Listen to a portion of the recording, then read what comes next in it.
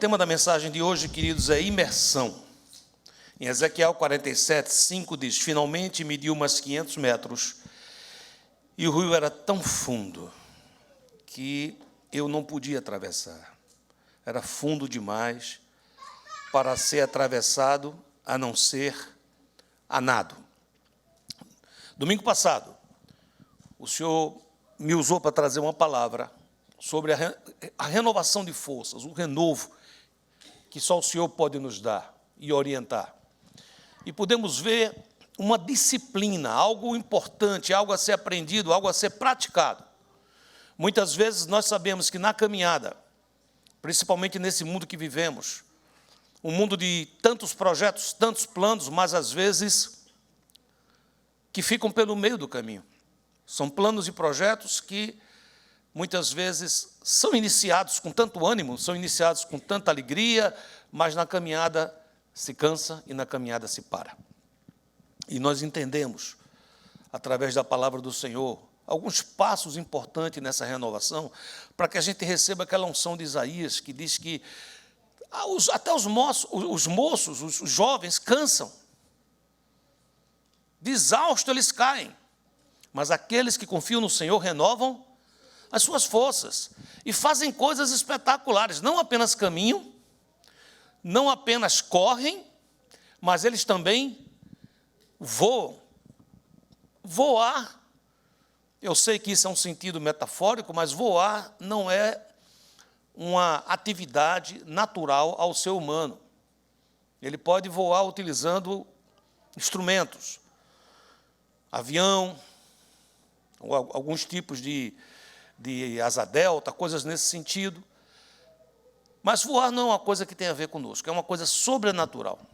Então nós aprendemos domingo que quando nós buscamos no Senhor e que renovamos nossas forças, nós não apenas nos animamos, não apenas recebemos do Senhor forças e renovação, mas a gente também pode ser levado a fazer coisas sobrenaturais. Diga assim: Deus quer que eu aprenda a me mover também no sobrenatural.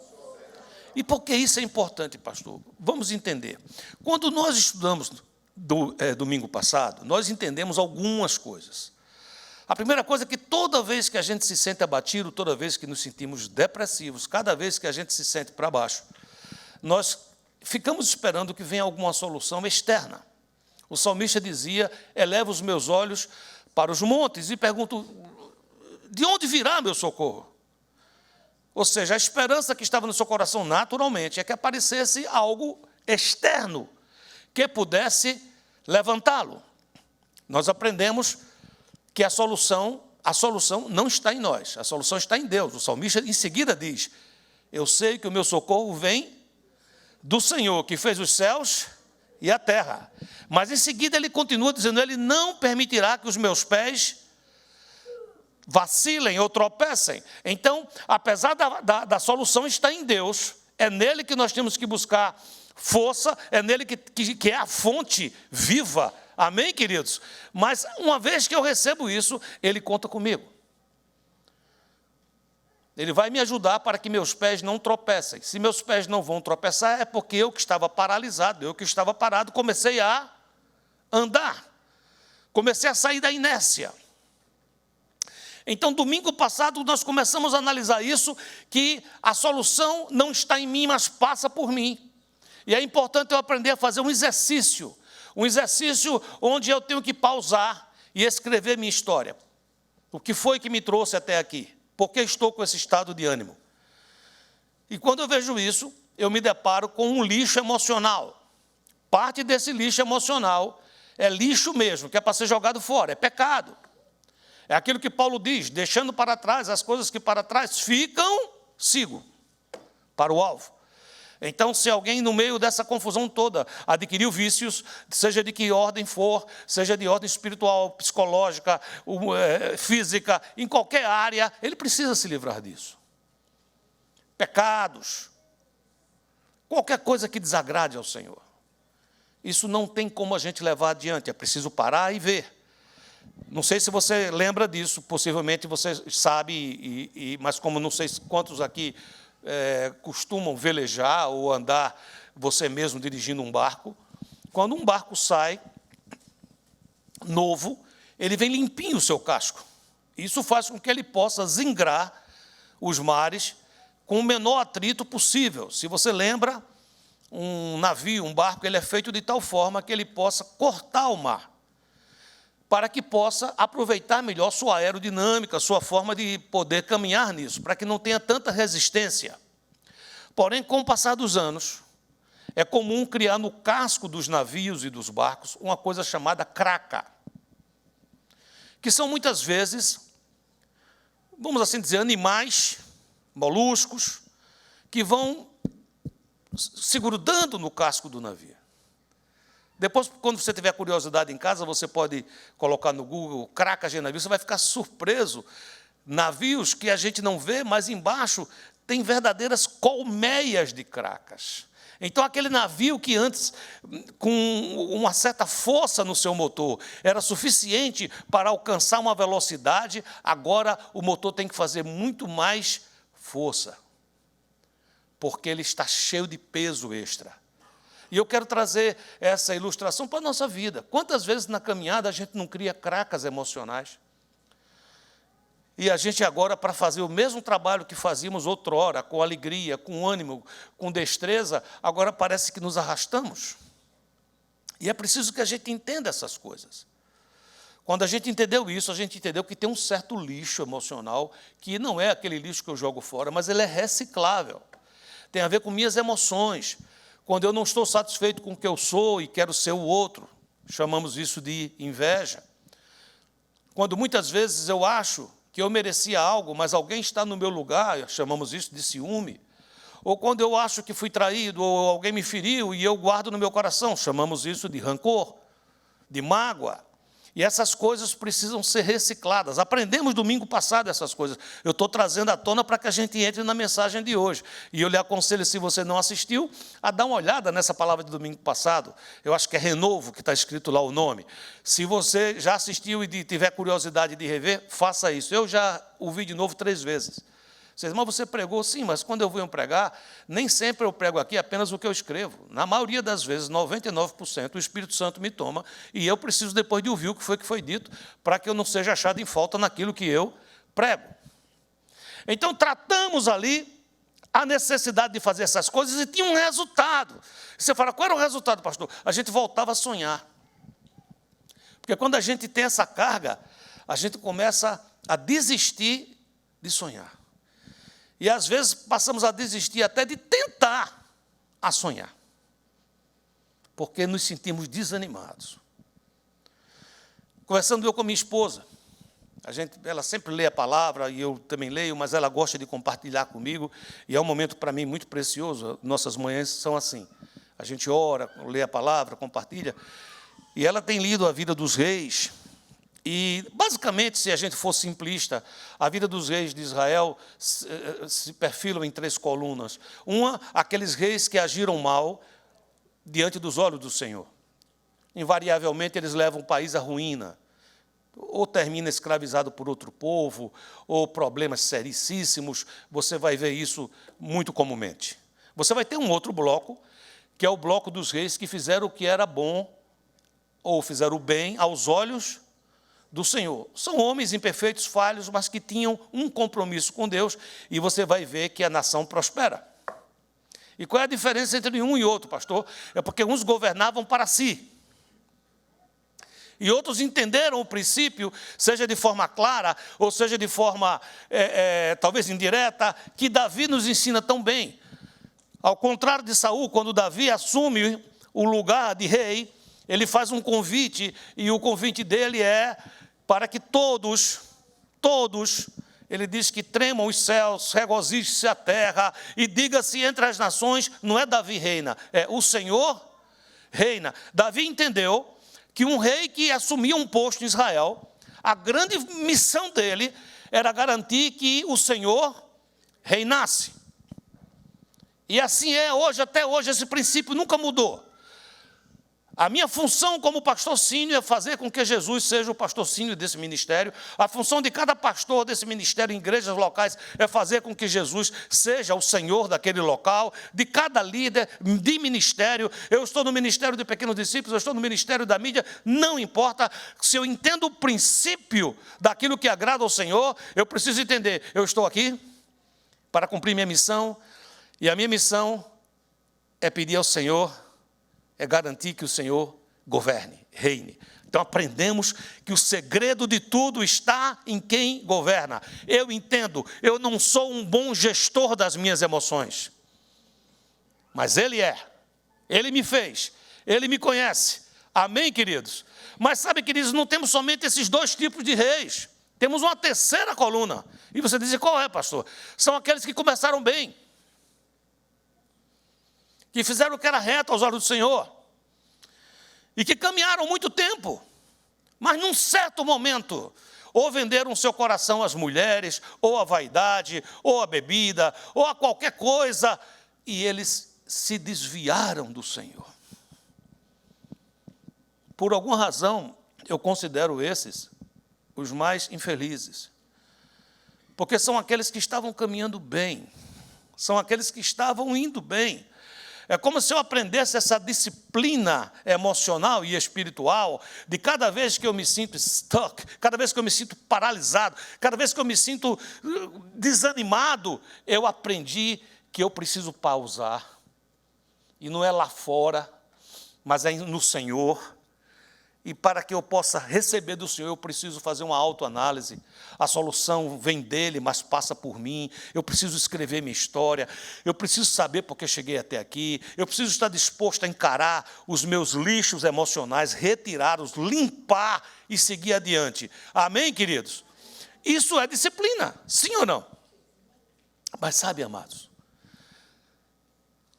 às vezes, uma disciplina muito bem sucedida, mas executada por muitos anos, ela pode nos fazer cansar, mesmo a gente sabendo que dá certo. Davi era um homem segundo o coração de Deus, e o segredo era, eu garanto que o Senhor reine, e para isso, Davi, vou depender de Deus, vou depender de Deus, vou depender de Deus, amém, queridos? Davi pisou na bola algumas vezes, e Deus tratou com Davi. Mas eu acho que não teve nenhuma vez que Deus ficou tão chateado com Davi, como quando Davi resolveu fazer um censo. E aparentemente não tem muito problema em fazer um censo. E realmente não tem. Contar as coisas. Você pode dizer, eu quero contar quantas pessoas tem no meu GE. Isso é um censo. Eu quero analisar, fazer uma anamnese das pessoas do meu GE. Quem é novo na fé, quem já está há mais tempo, quem pode fazer isso tudo bem, isso faz parte de cuidar. Mas por que foi tão mal isso aos olhos do Senhor, quando Davi resolveu fazer esse censo? É porque parece que chegou um momento que o rei cansou.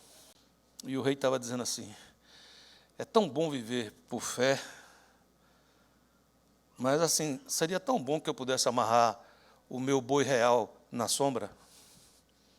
Não sei se você conhece essa expressão, o boi real não, mas amarrar o meu boi na sombra, ou seja, seria tão bom que eu pudesse dizer assim, eu lutei bastante, mas agora a gente já tem soldado suficiente, já temos armas suficientes para ganhar qualquer batalha. Ufa, finalmente posso dormir.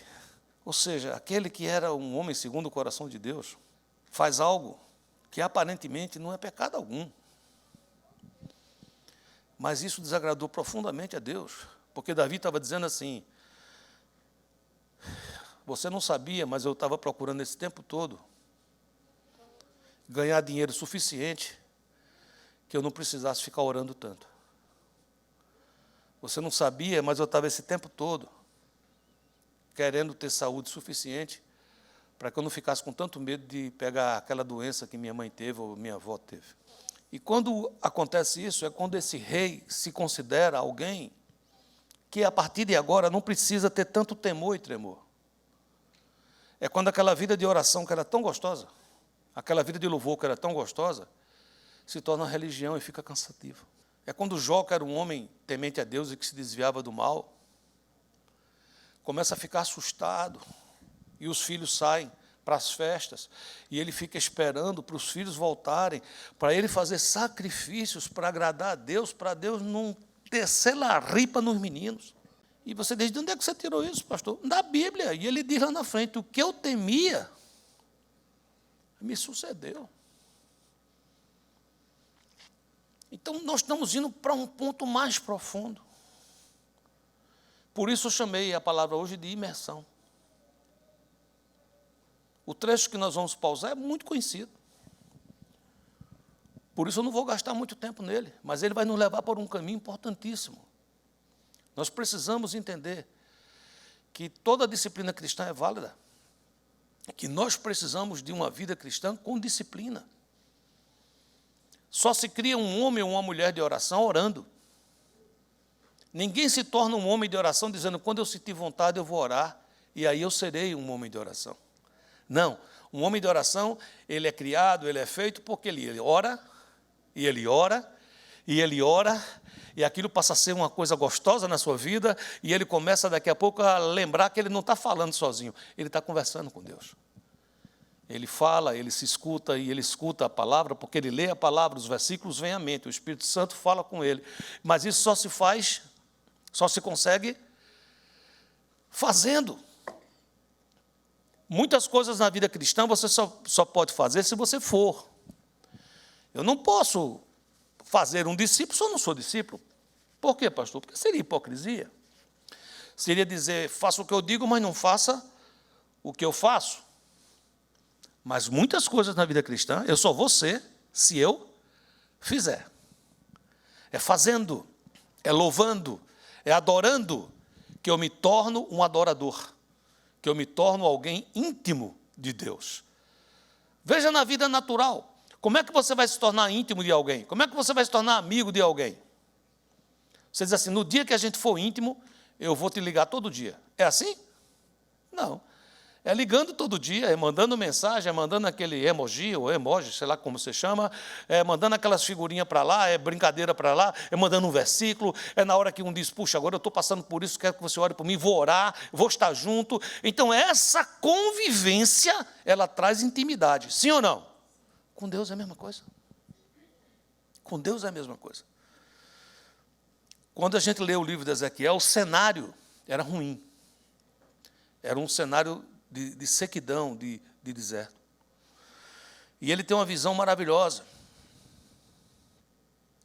Sabe, e essa visão, que é um texto profético, riquíssimo, ela fala de uma caminhada saindo da Babilônia e partindo do altar do Senhor, se inicia uma caminhada num local chamado Rio do Senhor.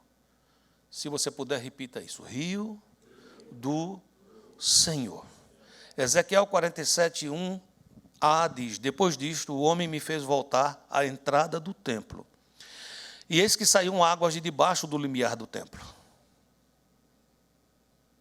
Ele vai para o templo e no altar do Senhor, ele via que tinha uma fonte. Uma coisa que para mim é surpreendente, quando você vê um rio muito caudaloso, invariavelmente o começo desse rio é numa pedra, é no penhasco, é num local, e se você for ver o começo dele, onde se inicia, é um filete de água. O Rio Jordão, quando você vai ver nas montanhas, ele começa com um filete de água. A gente não acredita que aquele filete de água contínuo vai fazer o que faz. E ele tem uma visão dessa, só que esse rio é diferente. Ele está saindo do templo, ele está saindo do altar, combinando com Joel 3,18a, que diz, sairá uma fonte da casa do Senhor e regará o vale de Sitim. O que é que significa isso, pastor? É que nessa caminhada, para nos aprofundarmos, para não termos esse risco de começar bem e terminar mal, nós precisamos lembrar, como lembramos na semana passada que o Senhor é a fonte, mas temos que lembrar que se tudo começa em Deus, tudo também começa na sua casa. Nós estamos vivendo um tempo medonho. Nós estamos vivendo um tempo que homens se autopastoreiam. É um fato que nós somos templo do Espírito Santo, mas também é um fato que precisamos congregar. Hebreus 10, 25 diz, não deixemos de congregar, como é costume de alguns. Então, isso não é um costume novo, não é pós-pandemia, isso já existia. Há uma importância no congregar, porque nós temos que entender que esse processo glorioso que a Bíblia diz, que a gente vai por espelho sendo transformado de glória em glória, de glória em glória, nos indica que apesar de ser glorioso, mas é um processo progressivo. A Bíblia diz que a sua vereda, porque você é justificado por Jesus, a vereda do justo, ela é como a luz da manhã, que começa tênue, começa frágil, mas ela vai aumentando. Não podemos ter uma vida cristã que é um roller coaster, que é uma montanha russa, que é um sobe e desce. Hoje eu estou uau, e amanhã eu estou É preciso que seja de fé em fé, de glória em glória, de força em força. Ezequiel 47, 3, saiu aquele homem para o oriente, tendo na mão um cordel de medir, e mediu 1000 côvados, e me fez passar pelas águas que me davam pelos tornozelos, mediu mais 1000, e me fez passar pelas águas que me davam pelos joelhos, mediu mais 1000, e me fez passar pelas águas que me davam pelos lombos. O que significa isso, pastor? Ouça, por favor. Quanto mais eu avanço na fé, quanto mais blindado eu estou contra as ciladas do diabo, eu tenho menos domínio da situação. Deixa eu explicar. Estou fora do rio, estou em terra firme, esse é meu habitat natural, eu ando muito bem, eu caminho muito bem, eu não me sinto impelido por nada. Eu entrei no rio, e eu tenho água pelos meus pés, já tenho um pouco de oposição. Água no joelho, eu já caminho com um pouco mais de dificuldade. Água na cintura, mais ainda, sim ou não? Estão me compreendendo até aqui? Amém? Mas até aí eu ainda consigo. Eu consigo andar. É difícil, mas eu consigo andar. Porém, no versículo 5, diz, finalmente mediu umas 500 metros, e o rio era tão fundo, que eu não podia atravessar. Era fundo demais para ser atravessado, a não ser a nado. O que significa isso, amados? Eu disse a vocês que aqueles reis que começavam bem e que terminaram mal, tinham um ponto em comum. E você diz, qual é o ponto em comum, pastor? Invariavelmente, eles começavam dependendo do Senhor, se sentindo como um menino, se sentindo como uma criança, dizendo ao Senhor, por favor, não me deixe, dizendo ao Senhor, por favor, não me abandone, eu preciso do Senhor. Mas à medida que ele ia ganhando batalhas, à medida que ele ia ganhando terreno, à medida que ele ia ficando mais famoso e mais rico, parece que ele aprendeu mais a ser rei. E o medo das batalhas fica menor, pela prática. Fui chamado para ser pastor. Eu prego desde quando eu era criança eu já pregava. Mas assim, pregar, de ser chamado para pregar, adolescência. Na minha adolescência eu já comecei a pregar. E você dizia, como é que era, pastor? Era uma benção, eu gostava de pregar. Mas eu vou dizer um segredo a vocês. Toda vez que vou pregar, eu não como nada. Ou como muito pouco. Vocês dizem, por quê? Porque eu fico tenso. Então, Brasil, que geralmente as pregações mais importantes acontecem à noite, esquece, eu almoçava, uma coisa simples, e só ia jantar, só ia comer quando o culto terminasse. Vocês dizem, mas por quê? Porque dava aquele famoso frio na barriga. Agora, deixa eu dizer uma coisa, com o tempo, esse frio na barriga tem a tendência de passar. Nesse iPad aqui que vocês estão vendo, eu tenho mais de 5.000 mensagens. Então, alguém me chamar para pregar hoje à noite, não tive tempo de preparar a mensagem, eu posso dar uma olhada na mensagem antiga e vou pregar, e é a palavra de Deus? Sim ou não? Aí começa a morar o perigo. Você diz, entendi, não pode usar coisas antigas. Não é isso, não. É a dependência. Você está aqui, está me acompanhando, sim ou não? Se você está caminhando com o Senhor, e se você está andando na vida profissional, no seu casamento, em tudo mais, se no começo você tratava seu marido ali, beijando, menino gostoso, menino, hã? Chegou do trabalho, você estava lá toda de banhozinho tomada, lavado o cabelinho com aquele shampoo de Paris e tal, bacana, todo legal, esperando. Continue, pelo amor de Deus, minha filha. Se você chegava em casa, varão, uma vez por outra, com uma flor, com um negócio, continue, porque com o tempo, parece que já está garantido. Já casou mesmo. Se você se divorciar, Deus ou deu divórcio, você está lascado. Deixa eu explicar uma coisa para você entender.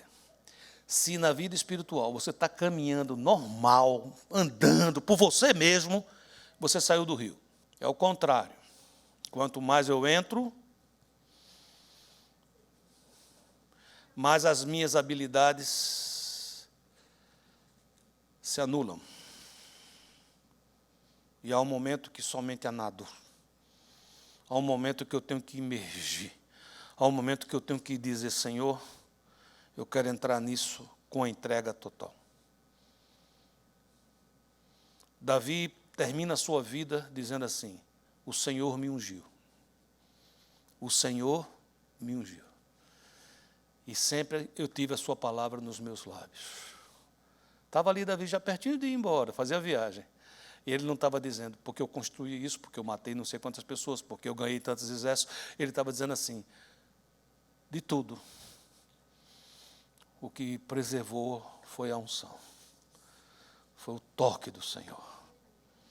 Sabe, queridos, desse ponto em diante, a gente tem que entender que os atos naturais vão existir, mas agora eu preciso aprender atos sobrenaturais, eu preciso aprender a vivenciar coisas sobrenaturais. Nadar não é uma coisa que nós, como seres humanos, nascemos fazendo. Mesmo que o menino nasça no parto Le Boyer e saia ali feito um sapinho, a gente já viu na televisão esse parto, já viram o parto que faz dentro da água, não é?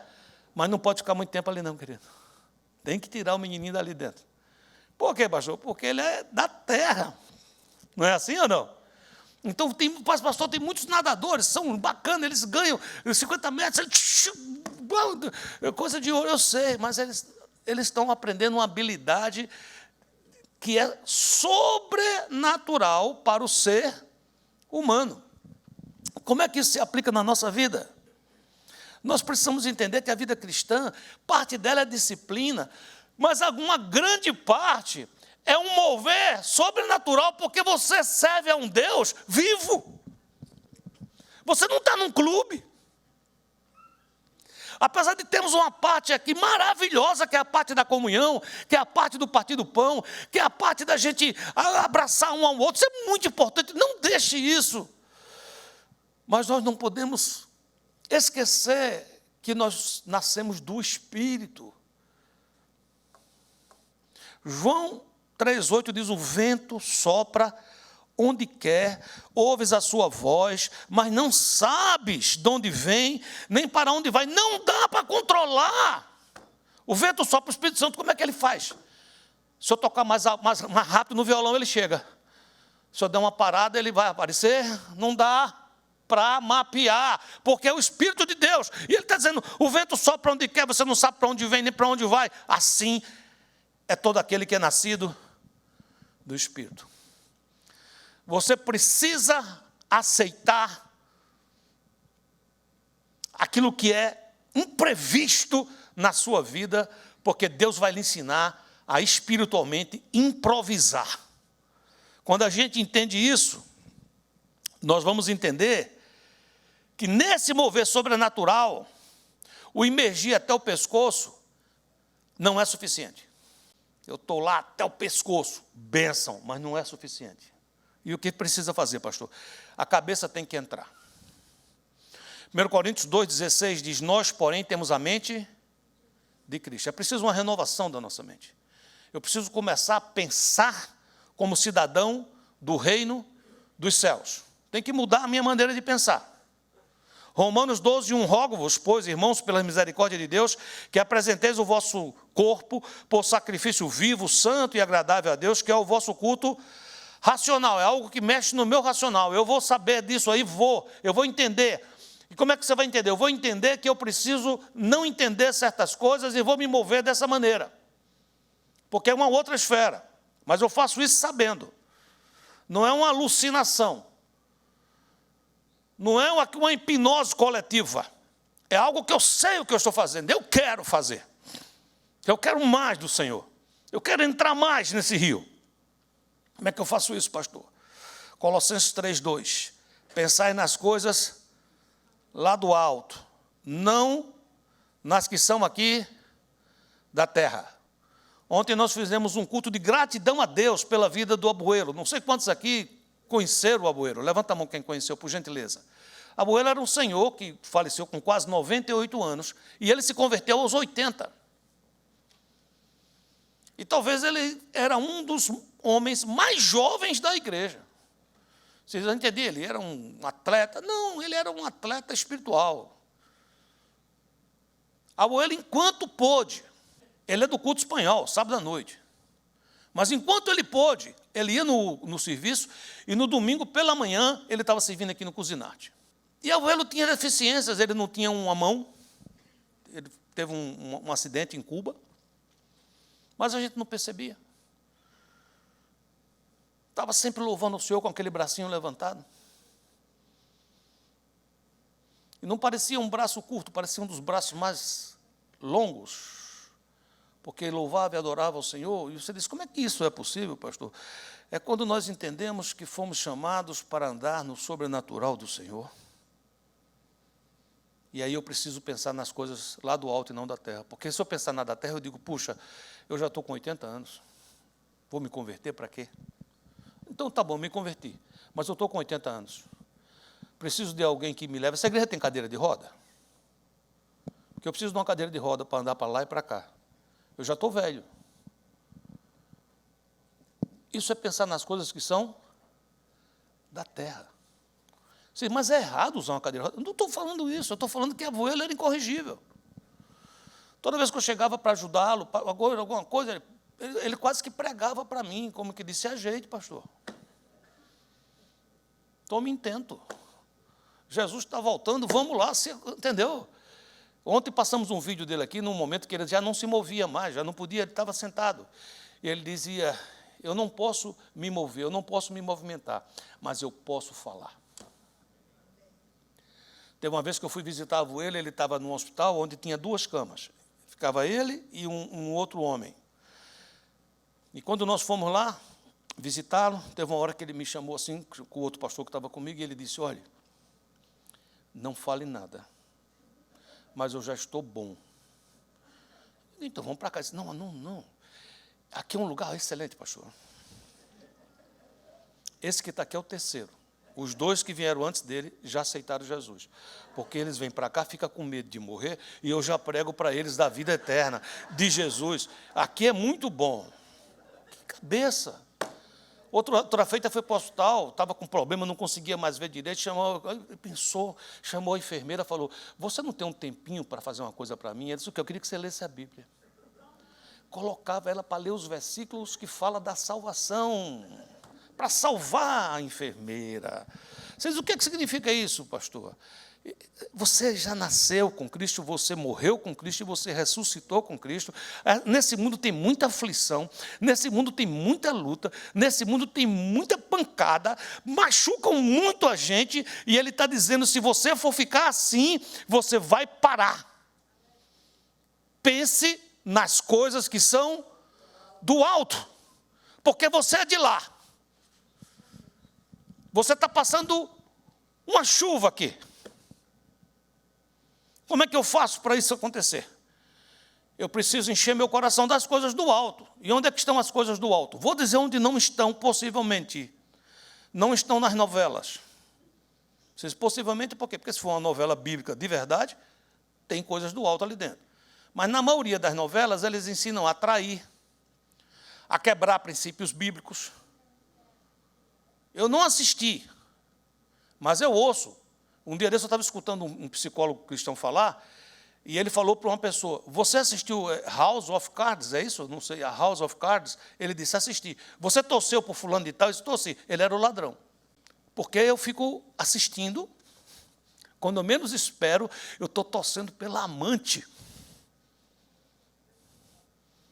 Porque eu acho a mulher uma chata. Aí eu começo a pensar nas coisas que são da terra. E as cracas emocionais vão aumentando. Vão aumentando. Como é que eu faço, pastor? Então, para pensar nas coisas que são do alto, eu preciso receber informações do alto. Onde é que eu vou encontrar as informações do alto? É simples, é num lugar chamado Bíblia. É aquele livro que tem resposta para tudo.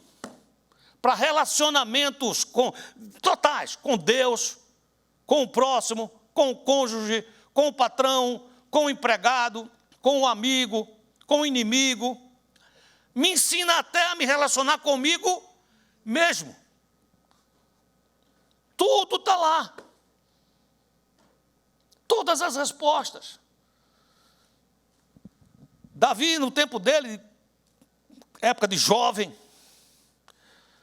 naquele tempo os jovens tinham uma testosterona muito alta. Hoje eu não estou sabendo mais, mas naquele tempo era um negócio impressionante. Davi disse, é terrível. As meninas vão bailar aqui, e eu vi a canela de um dia desse. Quem é que pode suportar um negócio desse? Isso é um absurdo.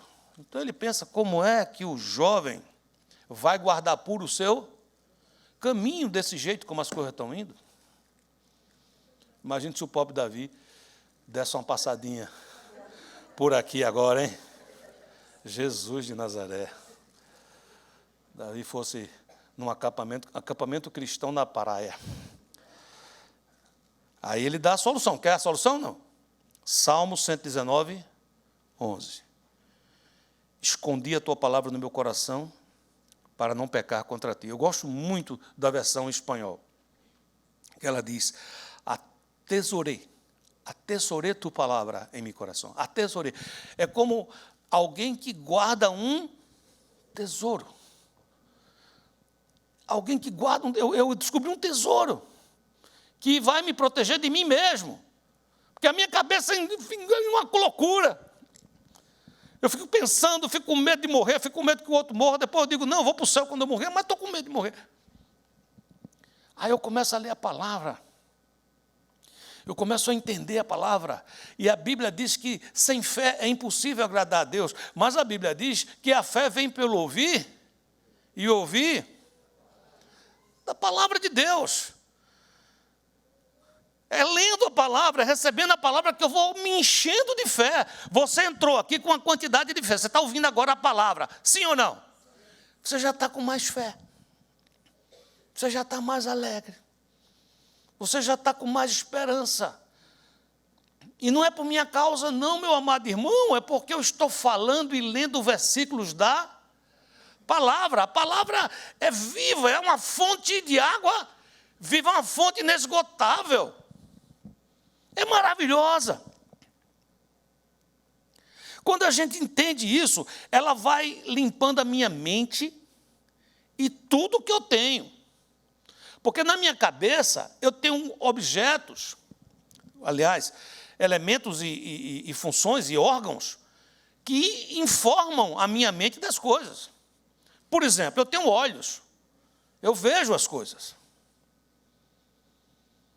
E mais uma vez, citando o Avoelo, uma vez nós estávamos aqui num seminário de sexualidade integral para os homens. E a gente estava pregando sobre sexualidade do ponto de vista bíblico.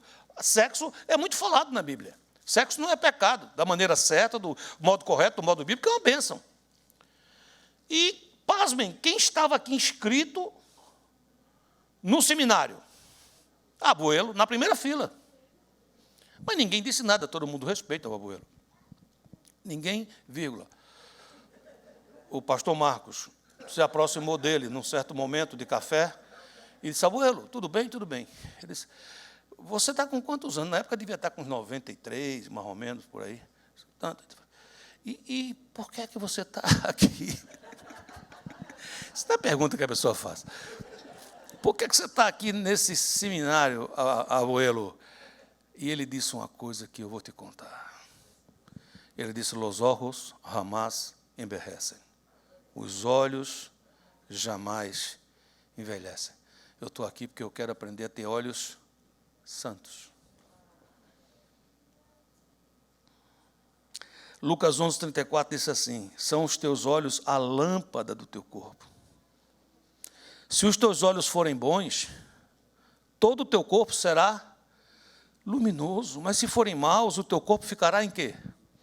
Em trevas. Tem que imergir, queridos. Nós temos que nos submergir, temos que entrar.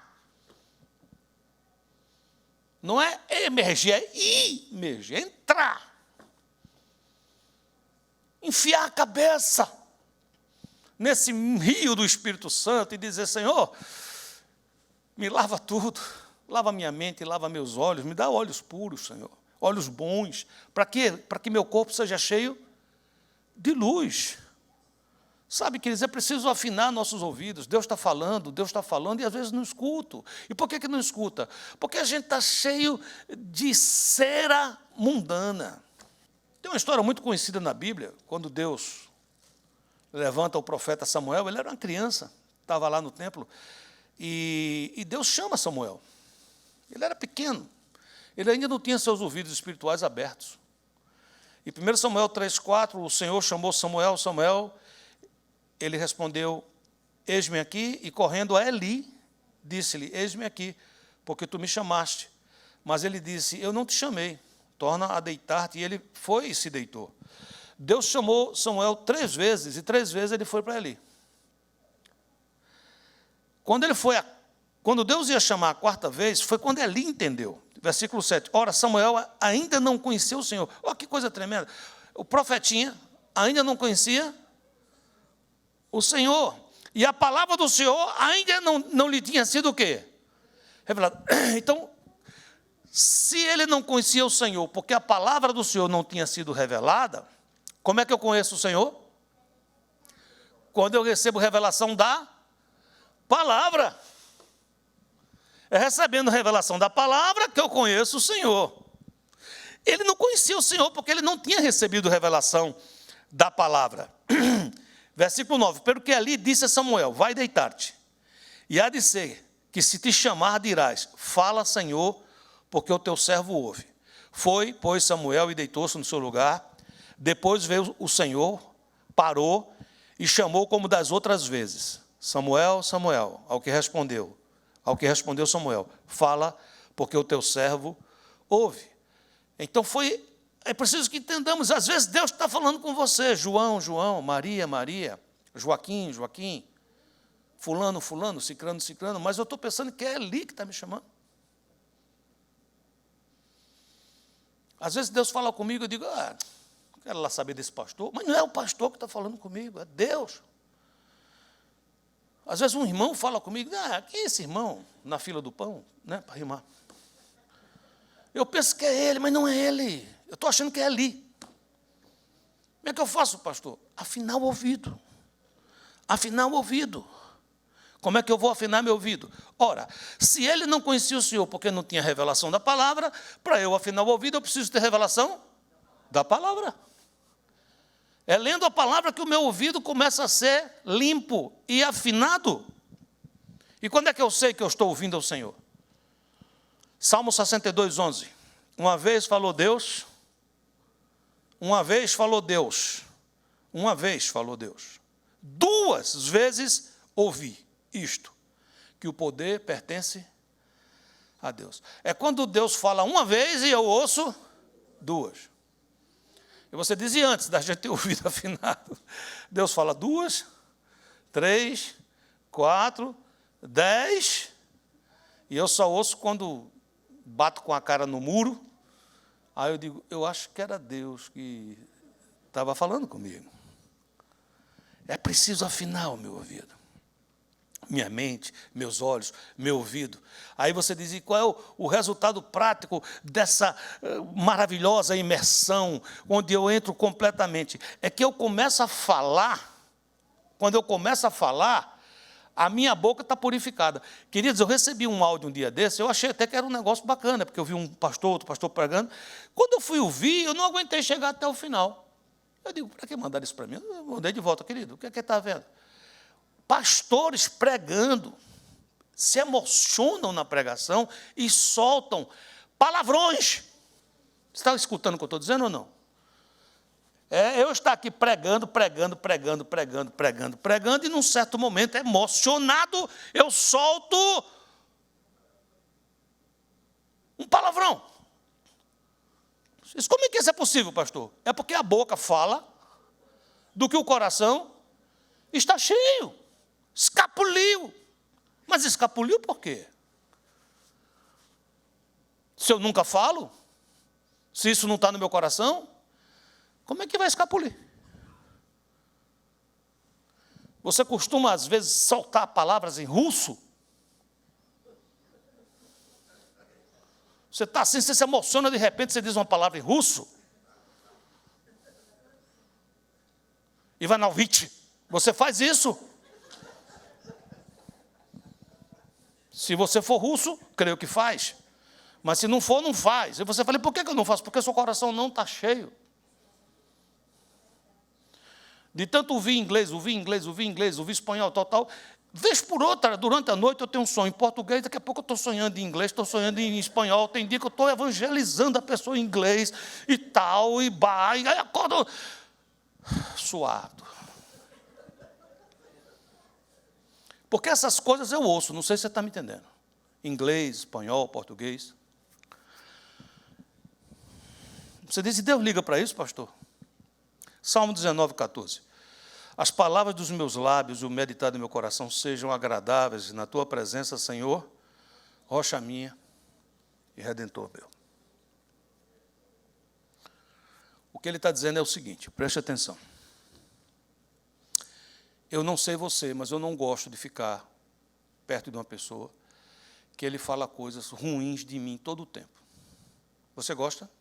Também não precisa falar coisas boas todo o tempo. E fale as coisas ruins quando for necessário, e quando for certo, e quando for uma exortação para levantar, não para derrubar. Entendem o que eu estou dizendo? Alguém que está todo o tempo do seu lado dizendo coisas ruins, coisas que lhe machucam, você quer ficar perto? Aqui está dizendo o seguinte, por favor, ponha sua atenção. Deus está presente na sua vida sempre. Deus está presente na sua vida sempre. Ele sabe o que o seu coração medita. E Ele ouve o que os seus lábios falam. O que o salmista está pedindo ao Senhor é, Senhor, permita que as palavras dos meus lábios e que o meditar do meu coração sejam agradáveis à tua presença, para que eu não te afugente, para que eu não te afaste de mim. Tem coisas que a gente pensa e tem coisas que a gente fala que afastam o Senhor. Se você olhar da forma mais humana possível, você vai entender bastante o que o salmista está dizendo. Ele está dizendo uma coisa muito espiritual, mas com uma conotação extremamente humana. Um dia desse eu vi um rapaz assim, sujeito à morte, ele dizendo umas coisas. Ele dizendo, quando sua esposa estiver falando muito alto com você, tem algumas palavras que você pode dizer a ela que vão acalmá-la. A primeira que você deve dizer a ela quando ela estiver falando, você fala assim, eu avisei. Segundo a tese dele, diz que isso acalma muito a mulher, ela fica super calma. A segunda coisa é você dizer assim, nossa, você está parecendo minha mãe. E por aí ele foi, até a última, ele disse que você devia olhar para ela e falar assim, porque isso acalma o que ele vai dizer agora. Você olhar para ela e falar assim, você deu uma engordada? Apesar disso ser uma brincadeira, mas eu acho que ninguém gosta de ficar perto de alguém que fica dizendo a ele, você deu uma engordada? Estou achando que teu cabelo está caindo. Botox, já ouviu falar? Brincadeira à parte, agora traz isso para Deus. Eu entro no meu computador, Ele está do meu lado. Eu acesso um site, Ele está do meu lado. Eu ligo a televisão, Ele está do meu lado. O dia amanhece, eu dou uma palavra, Ele está do meu lado. Meditar agradável, palavras agradáveis. É aquela que eu acordo dizendo: Senhor, eu dormi e acordei, porque o Senhor me sustentou. Estamos com um dia novo pela frente, Jesus. O que é que a gente vai fazer hoje? O Senhor tem grandes planos. Me ajuda aí, me orienta, quero andar contigo.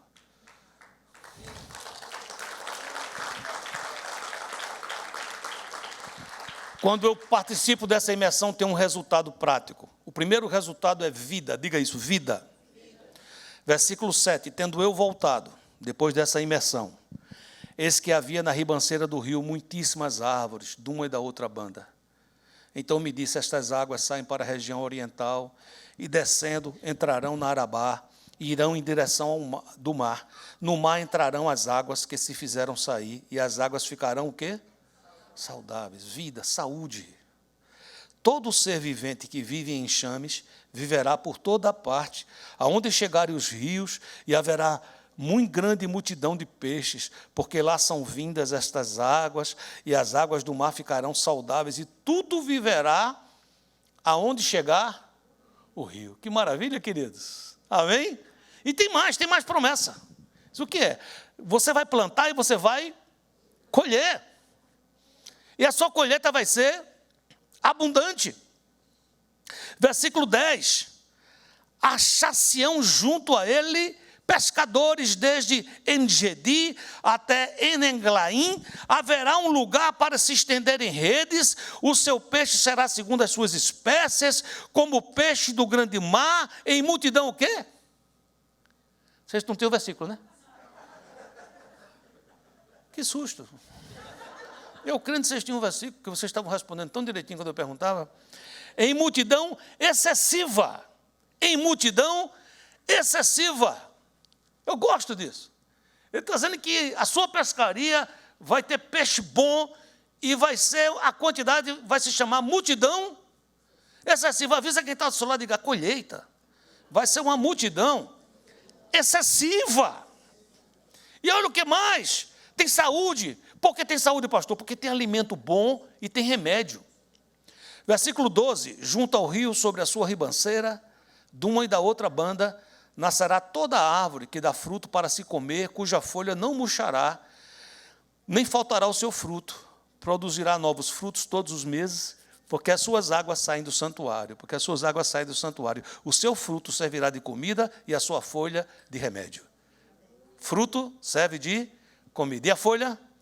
Remédio. Sabe, queridos, às vezes a gente pode pensar assim, por que esse rio tem essa conotação? No último livro da Bíblia, no último capítulo da Bíblia, ele explica. Apocalipse 22, 1. Mostrou-me um rio d'água da vida, resplandecente como cristal, saindo do trono de Deus e do Cordeiro, no meio da sua rua. E de um e de outro lado do rio, achava-se a árvore da vida, que dava 12 frutos, produzindo em cada mês o seu fruto, e as folhas da árvore servem para a cura das nações. Não haverá jamais maldição. O trono de Deus e do Cordeiro estará nela. Os seus servos o servirão e verão a sua face, e o seu nome estará nas testas dele. Nem a marca da besta que vai estar nas testas dele, não. Vai ser o seu nome. Não haverá mais noite, nem precisam mais da luz de candeia, nem da luz do sol, porque o Senhor Deus os iluminará e eles reinarão pelos séculos dos séculos. Queridos, esse rio que sai do trono de Deus e do Cordeiro, ele tem nome. E o nome dele é Jesus Cristo. E é por isso que eu preciso imergir nele, para ser dele, para parecer com ele, para caminhar como ele andou. Jesus é o rio que sai do trono de Deus. Que Deus possa falar meu coração e o seu. E que eu possa ter desejo de não apenas ter uma vida cristã, onde eu faço certos rituais, mas onde eu queira aprender a me mover no sobrenatural. Pai amado, vem sobre nós. Santo Espírito, vem sobre nós.